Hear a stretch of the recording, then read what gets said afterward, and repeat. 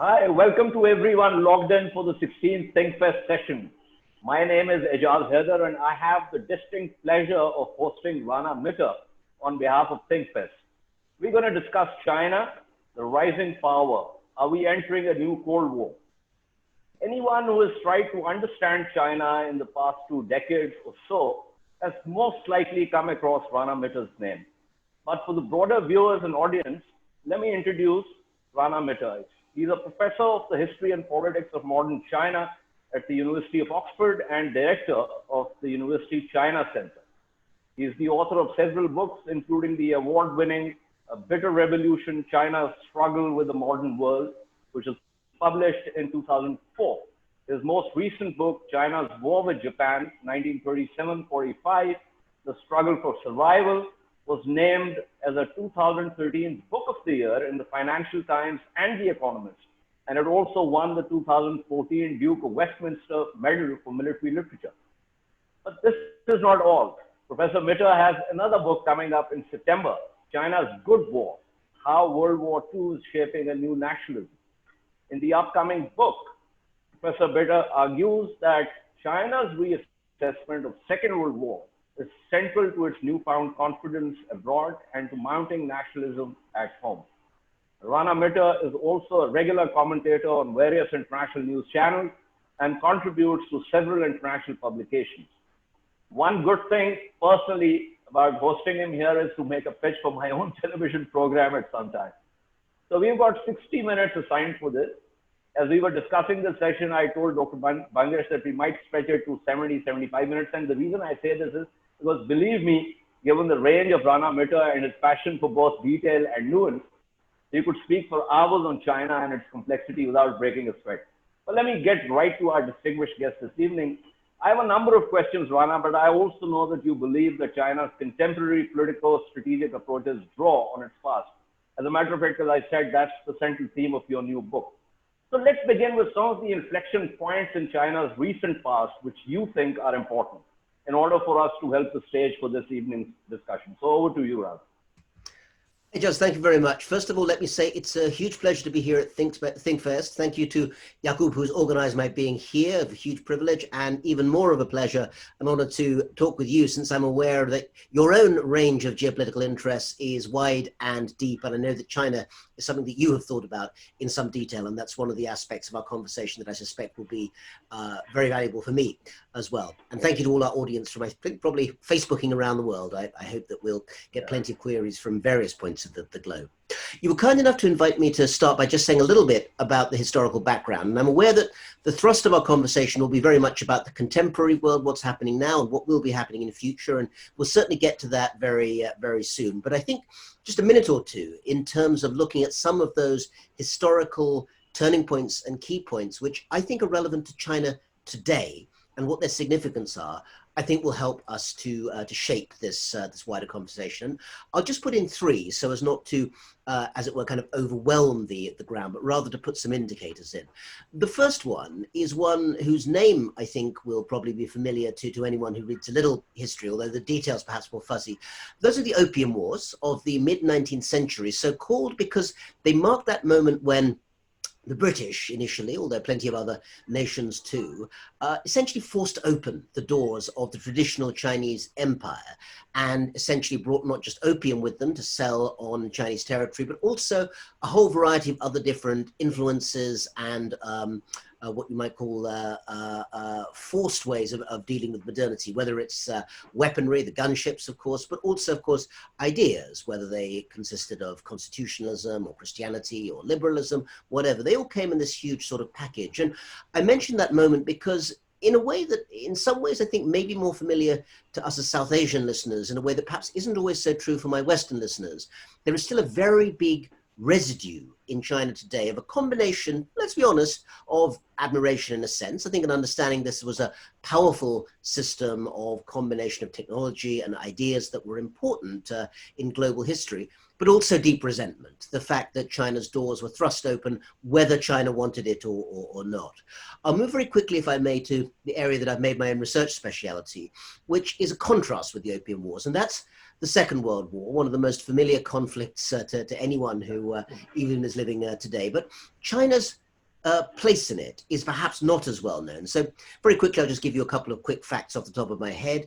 This was a conflict which for China lasted longer than for any other actor, 1937 to 45, not just 39 or 41. We know that over 10 million Chinese were killed, both military and civilians during that time. Over 100 million Chinese became refugees in their own country. Not incidentally, they held down over 500,000 Japanese troops for 4.5 years until the British Empire and the Americans, as they would see it, finally joined the conflict. But in terms of China's self-perception today, the contrast with the Opium Wars, and Xi Jinping, no less, has said this, is that the Opium Wars are about when China became a victim. The Second World War is about when China became a victor, in other words, being on the winning side of the Allies. And that's something that's been very important in China's self-perception, even in the 2020s. And we'll perhaps come back to that when we talk about China's place in international society. The very last one I want to mention is more recent history, but one in which Pakistan, not least, I think, has a lot of interest. And that's the era of Chairman Mao. And it's worth bringing that up because when we talk, as I know we're going to, about the Belt and Road Initiative, the China-Pakistan Economic Corridor, a whole variety of ways in which China's influence economically and geopolitically is spreading in the present day and has been perhaps over the last decade, it's not wholly new. And one of the predecessors, not the only one, is that time now almost forgotten, except I know by experts like you, Ejaz, in which Chairman Mao Zedong, talked about the three worlds and talked about how what we'd now maybe call the global south, in those days I guess they would have said the third world, was a new arena for China then to bring all sorts of ideas, of course of technology and development, but also ideas of revolution. Now today, China is not so keen on revolution in that classic Maoist sense, but it is very keen on the idea of a Chinese model being put forward, which brings together both economic change and social self-realization. And I think bringing those three different eras, the era of the Qing dynasty 150 years ago, the era of World War II, and the era of Chairman Mao, reminds us that China's engagement with the world, with Asia, and of course with South Asia, more broadly speaking, is not something that just, occurred 3, 4, 10 years ago, but actually in some senses has been a relationship which has existed for hundreds of years, if not more. Right. Let me just go back a little. I really want to get your take on this. During the Second World War, so you had the revolutionaries, you have the nationalists, and you also had a small collaborator government. And so give us a sense of how the nationalists and the revolutionaries had a sort of modus vivendi. I mean, it was like, in a way, Mao's principal contradiction, that the principal contradiction has moved in this case because China is under external aggression, and therefore China has now to face that aggressor, and the rest of it will come later. So just give us a sense of that, because I'm really interested in getting your take on that. Absolutely. Well, I think it's a really important moment to describe that Second World War moment, late 1930s, early 1940s, because it pushes back against a piece of conventional wisdom, which is still with us today. And that conventional wisdom is that there was an absolute inevitability about the victory of communism in China. There could have been no other path. Now, I think historians would say that it was very strongly foretold in many ways, but looking at the Second World War and that situation you've described very accurately explains why it wasn't inevitable. So essentially, for those 8 years of conflict between 1937 and 45, after Japan invaded, after the so-called Marco Polo Bridge incident, 7th of July 1937, when local Japanese and Chinese troops in North China clash, and very quickly it balloons out of control into a massive war between two nations. At that point, even then, China was divided. And at that point, of course, China was not ruled by the communists. It was under the control of the nationalist government, their leader, Chiang Kai-shek, a name that used to be very much one to reckon with, now slightly faded. But at the time, of course, China's internationally recognized leader. But he couldn't do it on his own. He had to form an uneasy alliance with what you might call a resurgent or insurgent power, the Chinese Communist Party. In the 1930s, the Chinese communists were nothing like the sort of power machine they are now. They were a bunch of quite bedraggled revolutionaries who had been placed on the so-called Long March, even now a legendary event in Chinese communist mythology. But it should be remembered that it was a retreat. Basically, the Chinese communists were on the run in the 1930s from the Chinese nationalists, and they had to weave their way thousands of miles to the most obscure part of northwest China to regroup. So for them, the Second World War and the invasion by the Japanese was a sort of godsend, because it meant that there was a forced national alliance between the United Front, between the communists and the nationalists, Mao and Chiang. They still hated each other, but uneasily for several years, they would collaborate until Japan was finally defeated. And even more important from the point of view of the Japanese, and now almost forgotten, as you pointed out, was the fact that some Chinese did collaborate with the Japanese. Wang Jingwei, the former nationalist prime minister, in fact, under Chiang Kai-shek, defected in 1938 to the Japanese side. And they kept him hanging around for a couple of years, but essentially in 1940, he was allowed to form what he called a reconstructed national government. In other words, a collaborating government under Japanese control in the city of Nanjing, which of course had experienced just 3 years before the most horrific massacre, the rape of Nanking, in which thousands of Chinese were killed. So there was something almost unseemly about returning to the capital at that point and setting up a regime. But the point was that in 1938, the vast majority of outsiders, including the British, but certainly the Japanese, thought that the Chinese would collapse very quickly in this war against the Japanese, that China would be a Japanese colony for years, maybe decades to come, and that everything we now know, the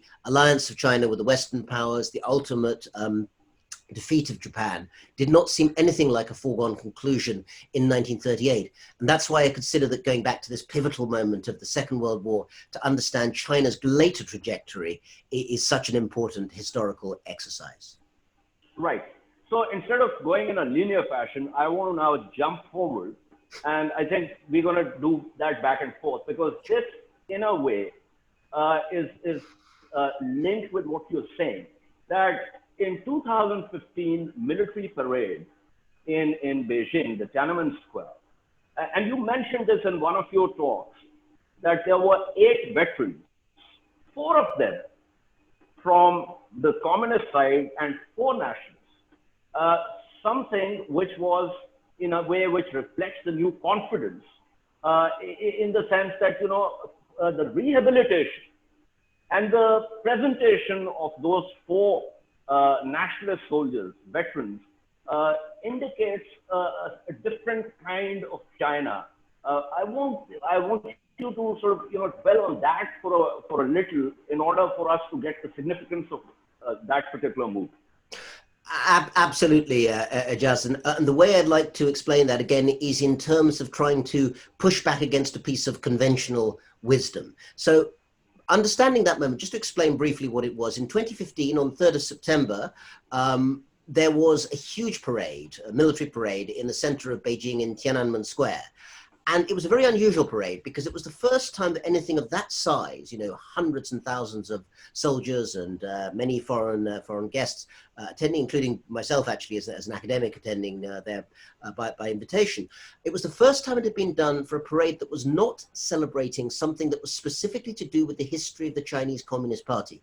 It was instead commemorating the 70th anniversary of the end of the Second World War in Asia. So exactly 5 years ago, because this year, of course, is the 75th. Anniversary. And the fact that they had done this was very symbolically important in itself, because for a lot of people who know a little bit, and rightly, I think in some senses, about why the Second World War is still so sensitive in China, they tend to think of the relationship between China and Japan. In other words, the argument is still heard in many places, in China, in Korea, that the Japanese have never really fully apologized for their invasion of China and that they still haven't really made historical amends. And there is a lot to that argument. I won't go into it now, but it's historically been very, very sensitive. But what I think that ignores, and this is where I say that the conventional wisdom that thinks that this is all about Japan, relations with Japan, I think is misleading, is that actually I think a lot more about what has happened in China talking to itself about that Second World War experience.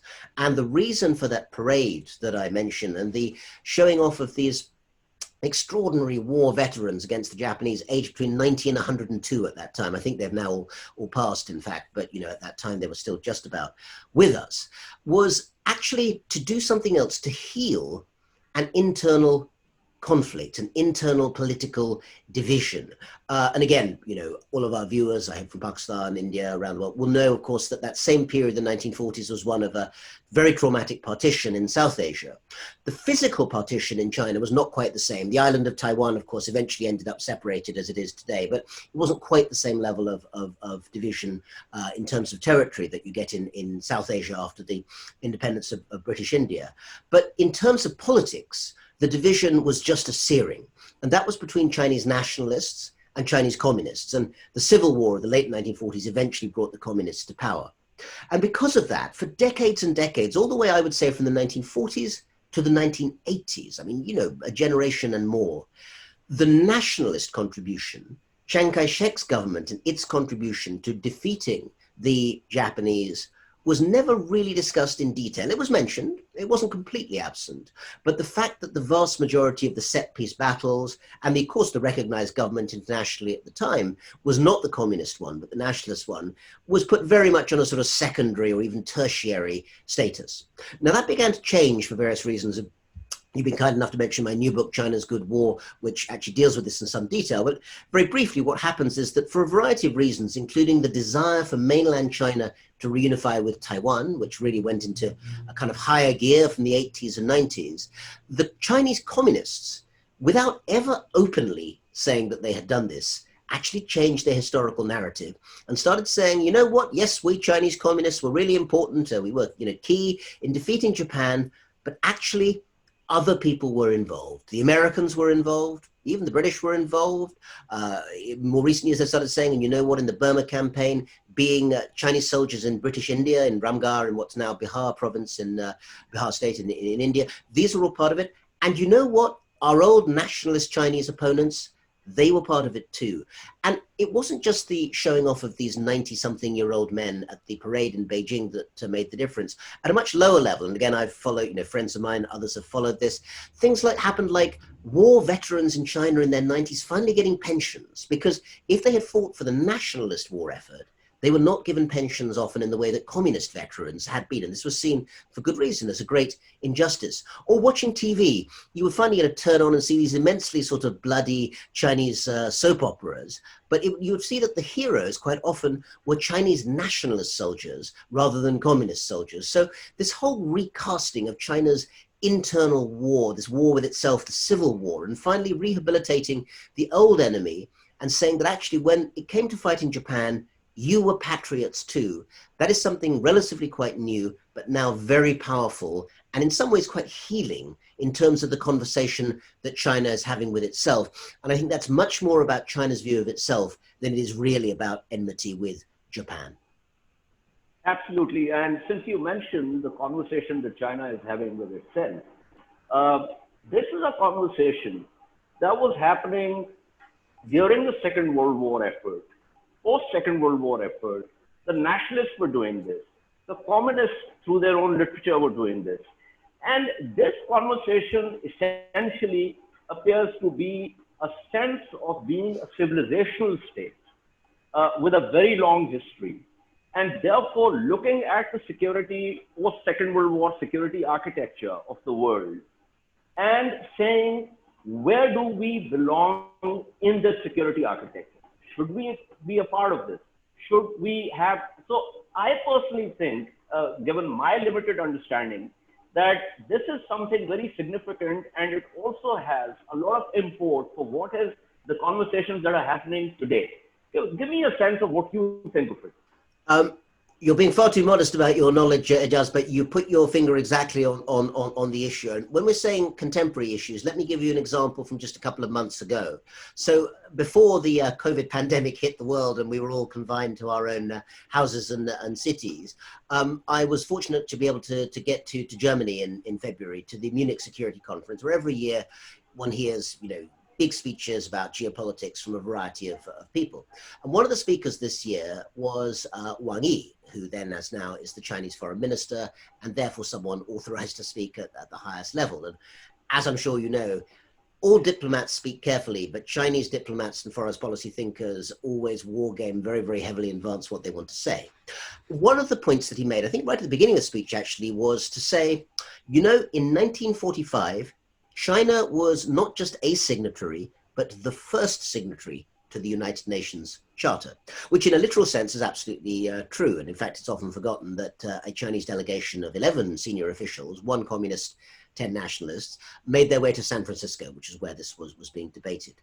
But why was this in some ways a notable thing for the Chinese foreign minister to be saying in the year 2020?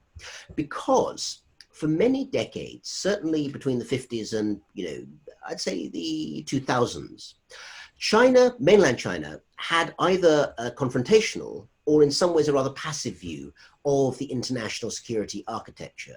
Confrontational because, of course, not through Chinese desires, but essentially because of American desires, the People's Republic of China was excluded from the UN between 1949 and 1971. And this, I have to say, I think is one of the great geopolitical errors that the Americans made during that era. Of course, the Korean War made it very difficult in the 50s for them to allow the Chinese in. But once the dust had settled, the armistice had been there. My own feeling is it would have been much more sensible to bring the Chinese back in and not to wait for Nixon and Kissinger to have to do it 20 years later. But even when they were in the UN, the Chinese became famous for really not saying very much, being quite consensual or just abstaining on a lot of issues. It's not until really the last 10 years or so, as China has become more economically confident, has become much more keen to actually press its own cause in Asia, that it has sought to do 2 things, one of which, and I'm sure we'll come back to this, is to take a much more confrontational stand on its view of Asia, and I'm sure we'll come back to the reasons for why that is. But just to note one thing which is perhaps less noticed, which relates to your question, which is they've also come back and reclaimed their ownership of the international system. Put it its most basic. They say, look, why are the Americans still hanging around in Asia, in the Western Pacific, in Japan and South Korea, 75 years after the end of World War II? The answer is because they basically won the Pacific War, they won World War II. That means that even now they still have these rights. Fine, say the Chinese. Well, we won World War II as well, and we haven't had much credit for it. So now it is time for us too, as the inheritors and protectors of the 1945 order, to actually put our stamp on it as well. And of course, they've also had an additional bonus, which is the current administration in the US, the Donald Trump administration, is the first one since 1945 not to really value that UN international architecture in the way that all Republican and Democratic predecessors did do. And that's obviously given China much more leeway to make this rhetorical case that we are the true protectors of 1945. In fact, Xi Jinping at Davos in 2017 argued that when it came to the World Trade Organization, the WHO, the UN as a whole, it was now China and not the US that was really the protector of that system. There are 75 holes we could pick in that position, but the point is that just for now, Xi Jinping was able to make that case and also wanted to place China geopolitically in a position where it made some sort of sense. Right. Now, as someone who's a scholar of China, as someone who knows the Chinese language, travels there frequently, has written so much about China, understands the nuances, give me a sense of, is there some kind of, rethink in China, given the fact that this is, for the most part, an alien language. It's a difficult language. People don't really understand it. People don't know the internal conversations. They are not really familiar with the history. For the Chinese to actually, and also it's a closed system in many ways, so a lot of this does not come out. And you belong to an exclusive club. And for the broader audience, is there a rethink in Beijing that they should do something in order for the world to understand their positions better? So that's an excellent point, Ejaz. I mean, first of all, I would say that it may be a relatively exclusive club of people who actually, do a deep dive on China in the Western world and the non-Chinese world. I wish it were less exclusive. And one of the things that a lot of societies around the world, Pakistan, I think very much amongst them, as a country that has its own very long-standing and deep relationship with China, could, perhaps develop even more expertise on. So we'd hope to kind of spread the load. As I wish that were true. But anyway. It's an aspiration maybe for the next phase. We will see. But in terms of where that's coming from, so I think that perhaps the best way to think about why there is this division that you pointed out, and I think you're absolutely right about that, is to understand that there are almost two dialogues going on at the same time. One in Chinese to an internal Chinese domestic audience, and actually, to be fair, to a Chinese-speaking diaspora audience in the wider world as well, which is quite extensive. And another one, which is mostly conducted in English, although not entirely in English, to the international community. Now, it's not that these two discourses or dialogues are entirely separated from each other, but they have different emphases. So let me just briefly summarize the English language one, because that's the one with which I think people will be more familiar. That is one which, very broadly speaking, I'm drawing, big pictures here which should be picked apart, but let's just stick with the big picture for a minute. Very broadly speaking, there's something quite Confucian about that language, by which I mean, the philosophy, traditional language and philosophy of China, 2,500 years old, which involves ideas of reciprocity and benevolence and morality and, behavior that in a sense creates a harmonious community. There are many aspects of traditional Chinese political thought, but I would say that many of these come over again. Think about the phrasing that China's come up with for the big project, or rather the big moral mission that surrounds ideas like the Belt and Road Initiative. The Belt and Road Initiative, which I think most people now will have heard of, is a vehicle. It's not the idea itself, it's more the means to it. The idea that you sometimes hear is of the idea itself is of what's called a community of common destiny, or a community of common future, you might hear another phrasing. And although it's not explicitly an idea that comes from Confucius, that idea of commonality has this idea that, we're all in it together, and this is somehow a very cooperative sort of venture.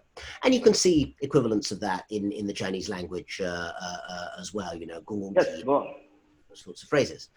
But if you look at what's happening in the Chinese language discourse, while you have that traditional philosophical element, you also have something that is much more recognizable, in a sense, much more obvious, which is Marxism.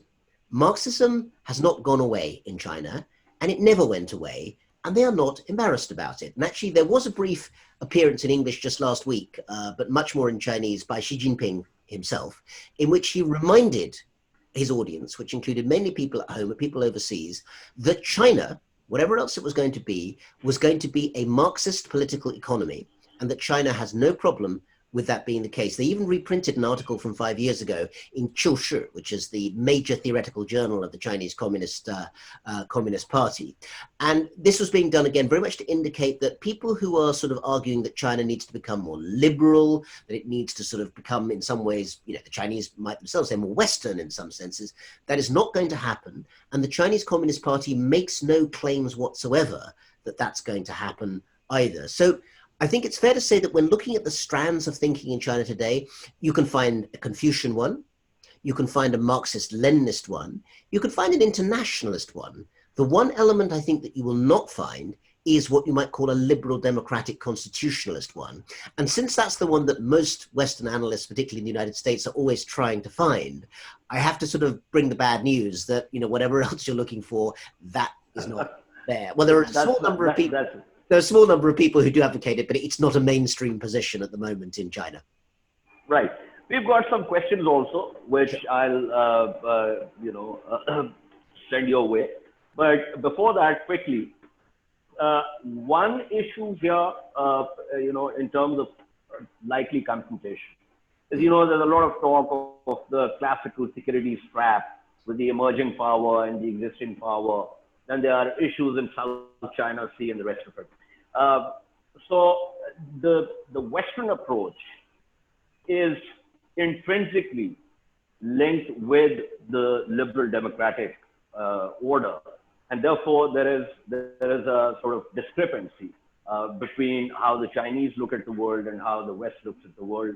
So I want to get your take, one on is that net negative in terms of understanding each other? That's one. And secondly, I want to ask you that under Deng Xiaoping's reforms, the idea was for China to stay below the radar. With Xi Jinping, especially in the past 5 years, we see that there is a more sort of assertive way of, it's like I've arrived kind of a statement to the world. So my second question is with reference to that, how is that significant, that transformation?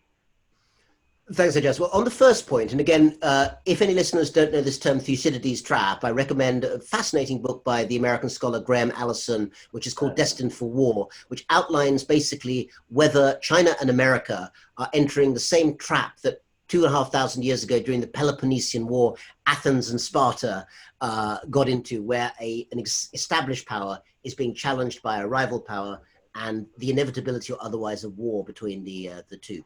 I mean, I've debated Graham about this, in public, and we'll be happy to I imagine we'll keep discussing it over the years, and he's a fantastic scholar.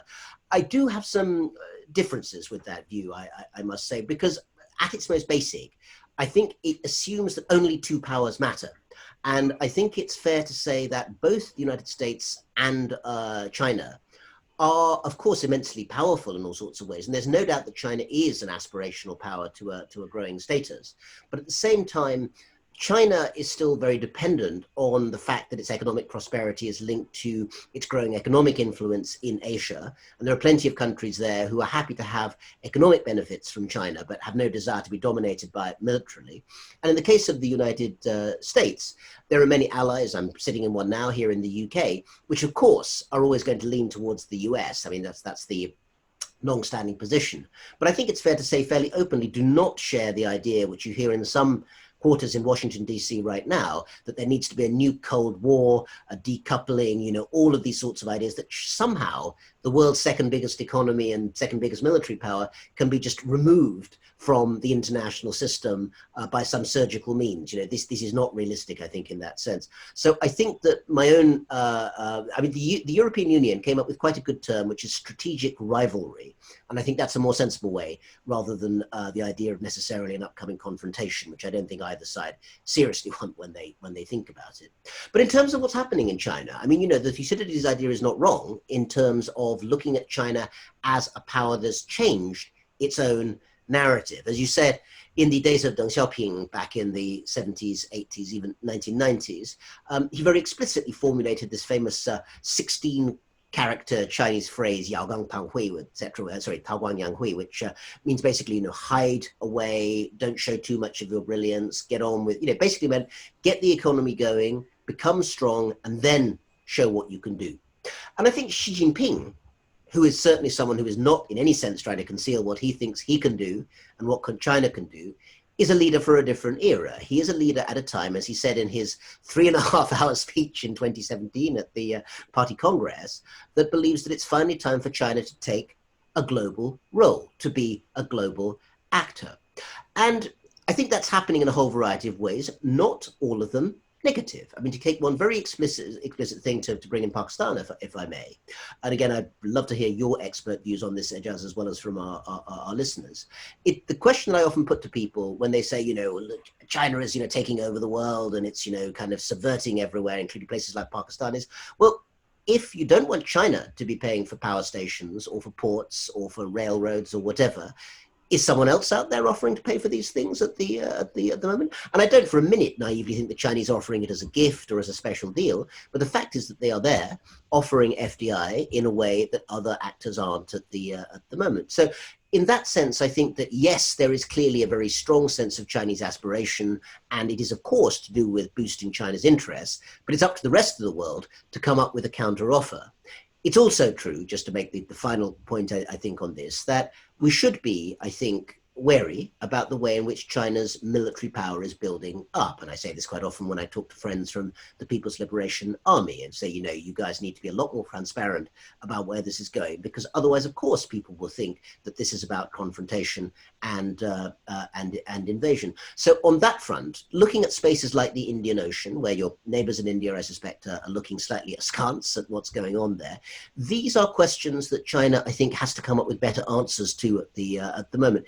It's not, I think, unworthy in and of itself, the idea that a large, populous, increasingly prosperous country should have a global role. I personally prefer democracies, but I do not think that it is illegitimate in and of itself that an authoritarian state might have a bigger role in global society. But at the same time, I also think that just because the United States is behaving badly in the world at the moment, and I think it is, does not mean that China gets a free pass. So we have a complex mixture there, I think. Right, absolutely. But I wish you could, essentially educate the blob inside the Beltway, because the analyses coming out of there are completely, they're essentially, they're like self-fulfilling prophecies that there's going to be a confrontation. But I've got some questions. Let me look at my phone now. There are actually quite a few questions. Please. There are two. You could. Some of these have the same sort of, refrain. So there's one by Umar Khaled, which says, how strong is the chance of miscalculation on the part of either China or USA that could lead to an armed conflict between them? I think you have responded to that already. What are the biggest strengths and weaknesses of China and the USA in this conflict/friction between two biggest economies of the world? Then there's one by Rana Mitter. Is China the second East India Company? Don't you think that the rise of China is corporate colonialism? There's Okab Ali Zai, who asks, essentially, China isn't capable of an all-out effort to contend for global power just yet. What will be required for China to reach the point at which it will have the capability and capacity to do so in terms of its geopolitical, geoeconomic, and geostrategic strength in real terms? Meaning, what would it need in physical terms? Please don't merely provide a percentage comparison. So he's already put you on notice regarding that. So there is Anurag Hound. I hope I'm pronouncing his name correctly. He's asking, are the CCP's attempt to rehabilitate the nationalist war effort during the era of Xi Jinping a part of Chinese ambition of unification of Taiwan? There's one by Sukhdev Sohal. Is the policy of one nation, two systems in relation to Hong Kong working well? Could it be extended to Taiwan as well? So a host of questions. I think you can just lump them. Yeah. There's an awful lot there, of course, Ejaz. So why don't I pick out maybe one or two or three little points there, and then you lead the conversation on in certain ways. Let's take the last one first, actually, about Hong Kong, because we haven't mentioned that yet, and it's something that I think is on a lot of people's minds. And my own personal thinking, and for those who'd like to know more about some of the views I have on this, my columns in the Hong Kong newspaper, the South China Morning Post, are available free online, and people are welcome to Google them and have a look in more detail. But very broadly speaking, I would say the following: up to maybe 2 or 3 years ago, the Chinese Communist Party had done something quite remarkable, which was, broadly speaking, to take over the British colony of Hong Kong, turn it into an autonomous territory, and pretty much leave it alone. There was political interference in some places, we won't deny that, but for more than 20 years, essentially Hong Kong looked pretty similar in terms of media freedom, academic scope, and also non-interference by Beijing directly in its government.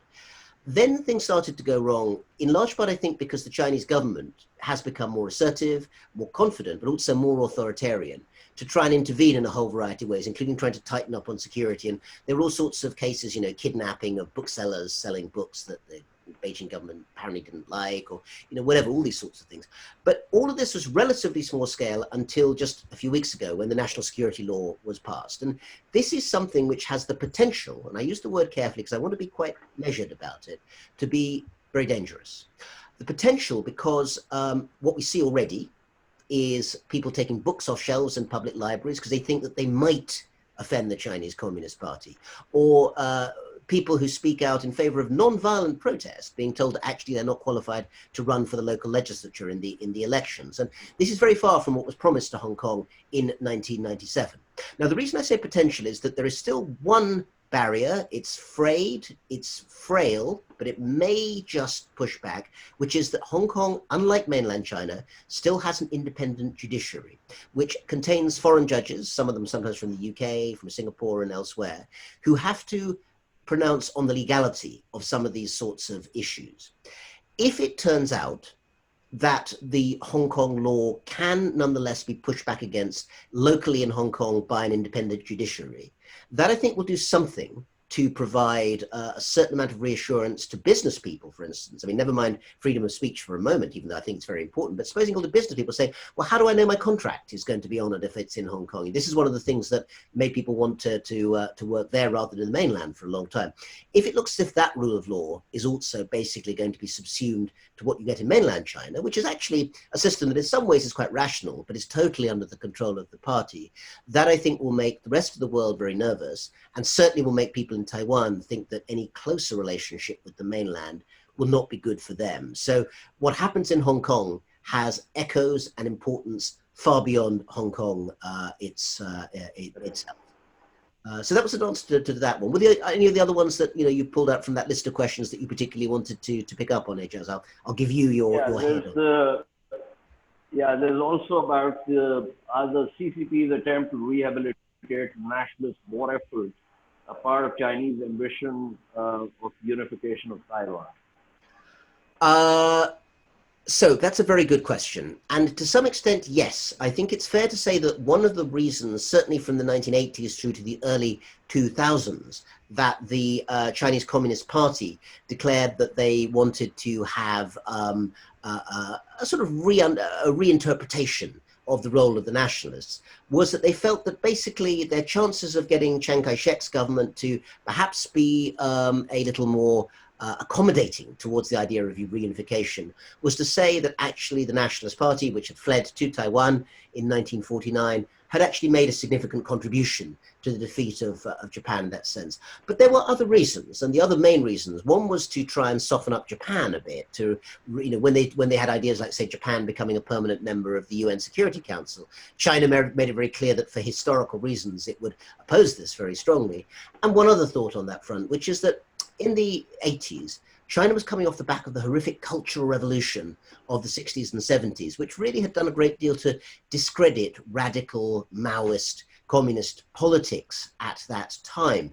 And something else had to be found to take its place. And the idea of a sort of unifying patriotic nationalism, a little like the Russians do with what they call the Great Patriotic War, their phase of World War II, was to say that, look, we've had many divisions, including the Cultural Revolution, but at this crucial time for the nation, when the Japanese invaded, nationalists, communists, all came together to push back. So in terms of that internal discourse, it was very important to reunify with Taiwan, but also in terms of overcoming the fissures of the Cultural Revolution as well. Right. And is it going to be a second East India Company, corporate colonialism? That's a very good question. You hear it quite often, is China essentially putting forward a view that it's or is it putting forward a policy through its Belt and Road Initiative, this astonishing piece of, kind of geopolitical development to become a new kind of colonialist master?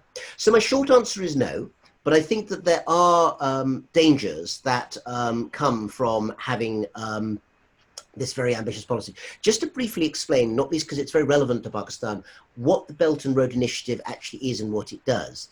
You first heard the term being used by Xi Jinping and others from about 2013 onwards. And at its most sort of apocalyptic in the way it's described by its advocates and its enemies, it sounds like it's this master plan from Beijing to put forward, huge sums of money. People talk about $8 trillion into infrastructure stretching from Western Europe all the way to Southeast Asia and down to the Horn of Africa even. As if it was sort of being done by, five guys in a control center. Actually, it's much messier than that. A lot of it is basically different sorts of commercial initiatives, some of which were actually already underway, like the China-Pakistan Economic Corridor, and then they get relabeled as being part of this greater initiative. So it's often a little bit more like one historian said of the British Empire, that it was acquired in a fit of absence of mind, which was never really true, but it's not a bad sort of shorthand to think about how things can sometimes come about unexpectedly. But in the case of China, I think that the aim here is not primarily one about Chinese control in the sense that an empire would be.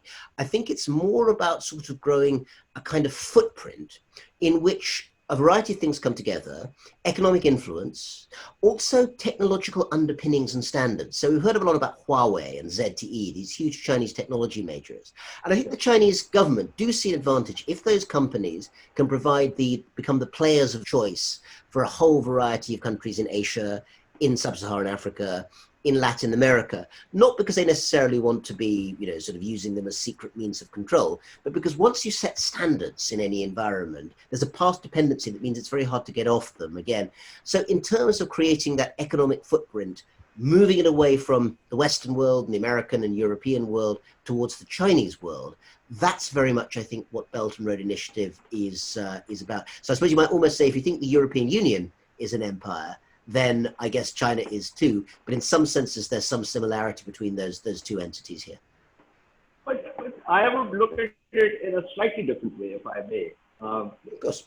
China is obviously, and this is without prejudice to what you say. So China is doing certain things which China thinks are important, not necessarily having a colonial streak to them, but there are other powers. There is the current existing power that looks at those, actions and then begins to react to them. And then those reactions and those actions force China to react. And so it assumes a bidirectional causality of sorts, in which China may end up doing things that it probably initially did not want in terms of the footprint that it wants to have. There are reasons for China to do certain, a sort of showing of naval flag in South China Sea, to having a naval station in Djibouti, that whole thing about the string of pearls kind of thing. People coming up with the idea that China actually is picking up three big theories: Mackinder's, Mahan's principles of naval power, and Spikeman's Rivland theory, and actually executing it in a certain way. So there is a lot of analysis that is coming out. A lot of it is maybe spot on. A lot of it may be off the mark. But the fact is that it is a complex world, and China's actions and reactions will largely depend on how the United States and its allies are going to operate in response to what China is doing.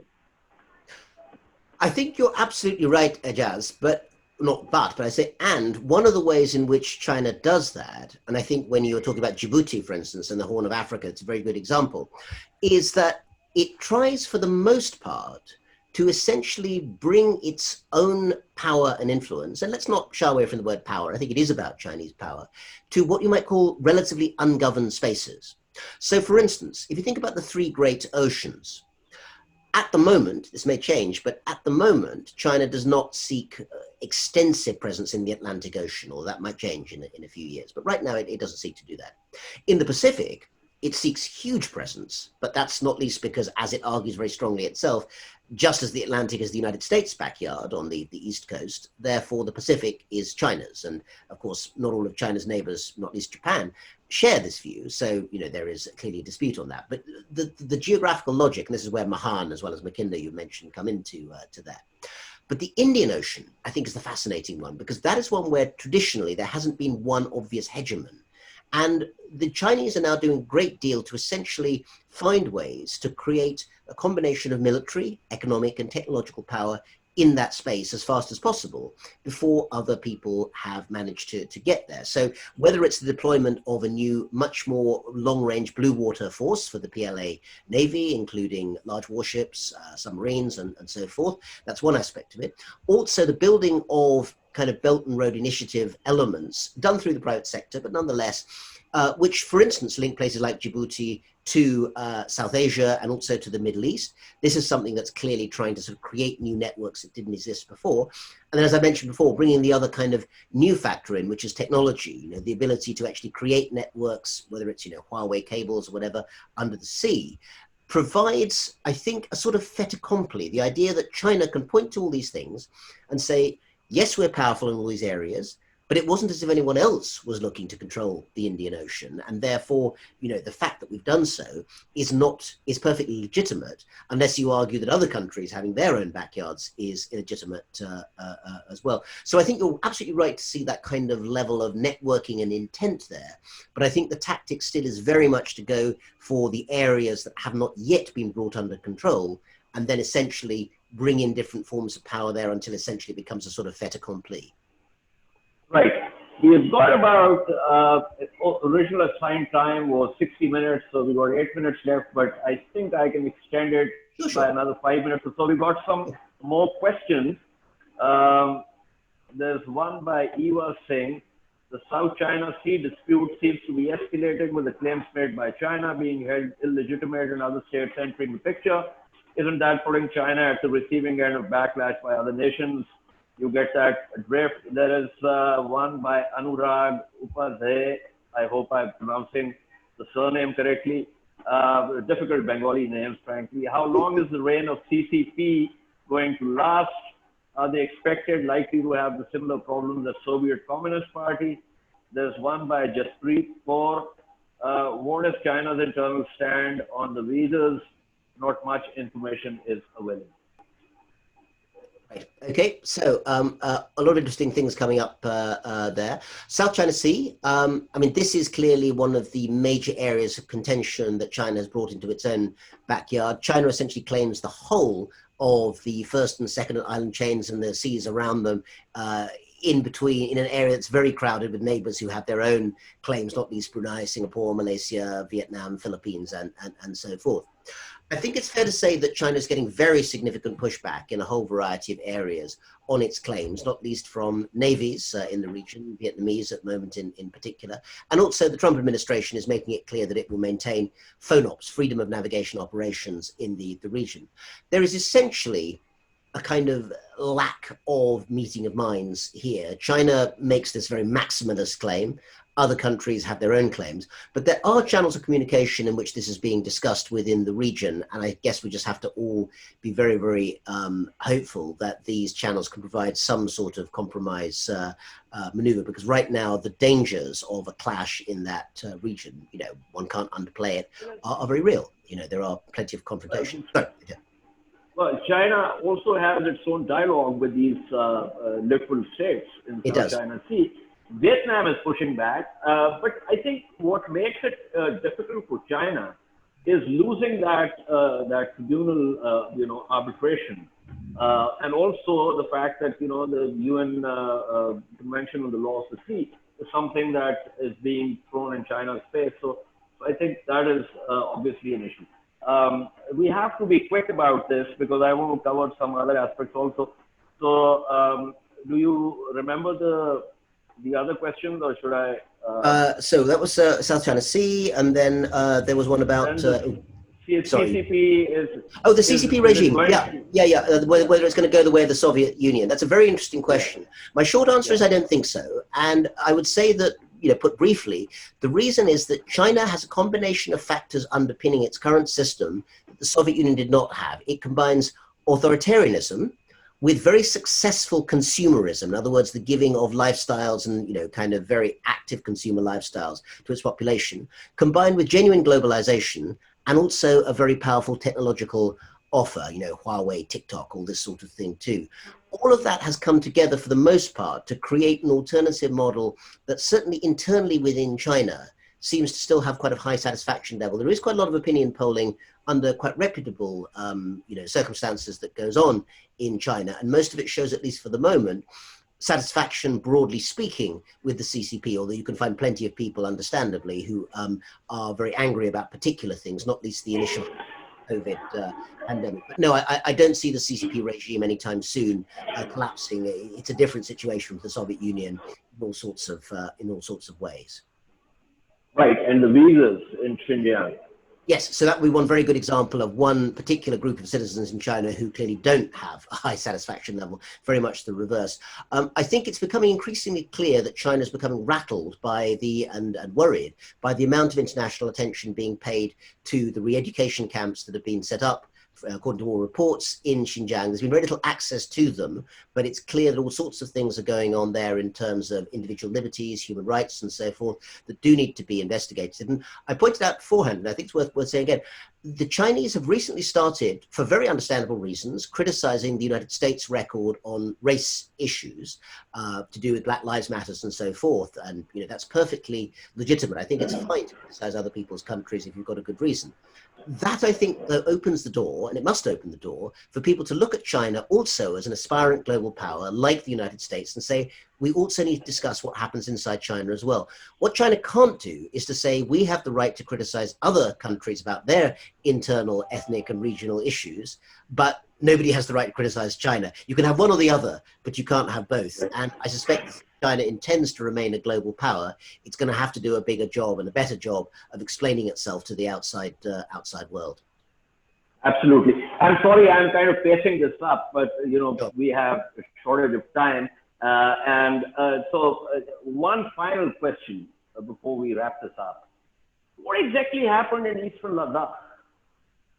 PLA and the Indian Army. I mean, because there's a plethora of analyses coming out of India.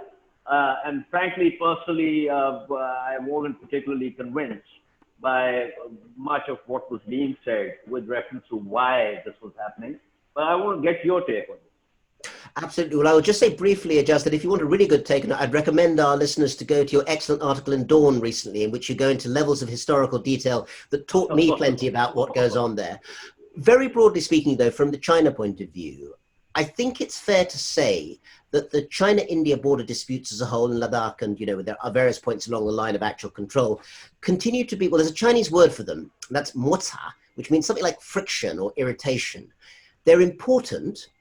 And China continues, as I think you pointed out, to want to, really push back at the Indians and say that we do not accept the definition that you give, just as the Indians, of course, don't accept the Chinese definition. But I would still say, and I may be giving a controversial view for our last question, which maybe is unfair, that in the total panoply, in the total range of foreign policy issues that China is really putting on the front burner, I still don't think that one, the Ladakh issue, is one that they consider to be in the absolute top tier. The US-China relationship is absolutely the top of that list. And issues to do with Japan, South China Sea, East China Sea, COVID, the United Nations, all of these sorts of things, I think in the wider scale of things still sit more centrally. Of course, it's important from their point of view to maintain it, but I think the fact that after this latest fighting, we've seen some attempts to try and create another uneasy sort of line of defined control in practice suggests this is not something that the Chinese necessarily want to blow up into a big issue at the moment. I agree with you, but an allied question that has just come to me with reference to this is how does this pan out? And I agree with you that Eastern Ladakh is not a priority one issue for China. Yeah. But given the strategic partnership between, or growing strategic partnership between US and India, with the US renaming the Pacific as the Indo-Pacific space, what do you think are, and this question is not just about how China is going to respond to it. What is your sense of how India is going to respond?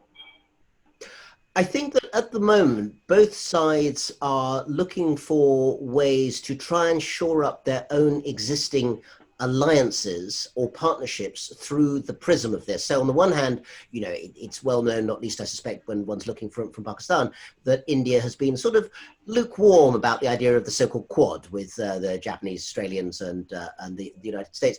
I get a slight sense of a sort of warming up of some of those conversations now off the back of that.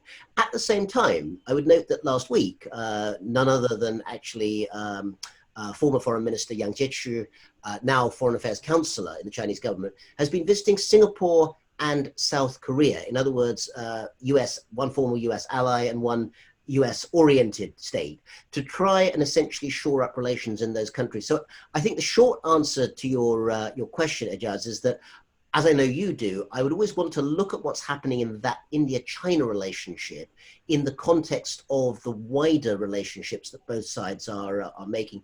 And right now I see a sort of cautious shoring up of alliances without necessarily a full strategic attempt to try and, big quote marks, solve India, China, in a way that actually I think is probably not really feasible in the short to medium term. Thank you so much, Professor Rana Mitter. Pleasure speaking with you. There's so much more that I would have wanted to ask you, but given the assigned time, and we actually slightly over that.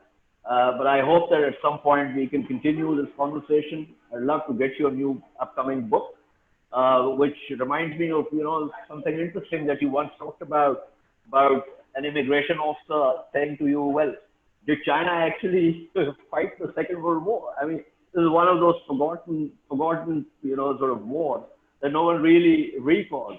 But thank you once again for your insight. It's a pleasure, and thank you for being on ThinkFest. It's a great honor, and have a great evening now ahead of you. All the best. Thank you so much, Ejaz, and thanks to ThinkFest. It's been a real pleasure. Thank you all for tuning in as well. Thank you.